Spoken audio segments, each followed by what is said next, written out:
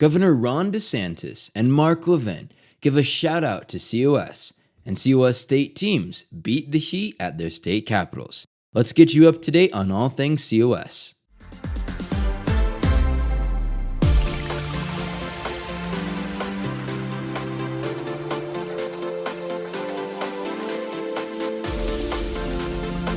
What do we want? When do we want it? Now! Can Congress deliver results? In an interview on the Mark Levin Show, Florida Governor Ron DeSantis expressed his doubts, but he offered a powerful solution. What happens if Congress is corrupt? Your point. Congress isn't going to fix itself. There has to be another way. So 3 days before the end of the Constitutional Convention, they added this language. You're a big supporter of Convention of States. As you know, I've written about it. I'm a big supporter. And I'm convinced that we're not going to save the country unless we get structural changes in the Constitution to rein in the entrenched politicians in D.C. So obviously President Trump's done a lot of yeoman's work to try to break up the big administrative state, but this happened over many, many decades, and I'm just not convinced that the current situation with the current Congress and the incentives that are there, we're ultimately going to be able to get the job done without constitutional reform. So you've been a big outspoken proponent, and I know other states are doing it, and it is gaining momentum. Governor DeSantis and Levin are both official endorsers of Convention of States. On Wednesday, Levin followed that up by encouraging Elon Musk to turn his disappointment to hope by supporting Convention of States. There's not enough time to get a new bill through the House and the Senate and do all those sorts of things that Elon Musk is talking about.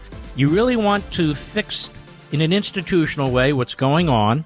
You need to get behind our Convention of State movements, which is actually done pretty damn well considering how little money and how little attention it receives.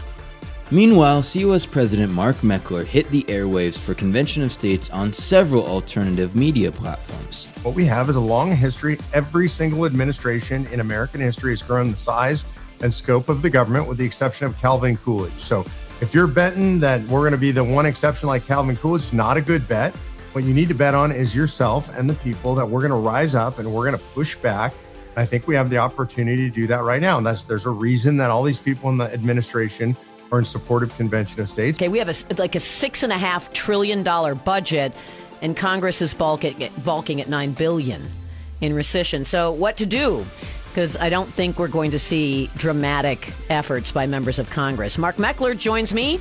There is a alternative, right? There's a plan B, Mark, and it's called the Convention of States. And that's probably what we're going to be left with as an option pretty soon, I think. One of the proposed amendments absolutely should be a balanced budget amendment with tax caps, with spending caps.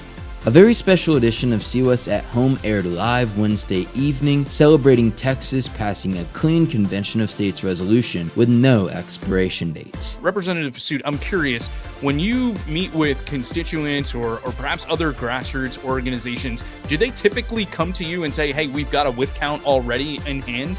No, not really. I would say the Convention of States is one of the most organized groups up here at the Capitol, but having a grassroots volunteer or quasi-volunteer organization, coming together and having a whip count, that's pretty rare.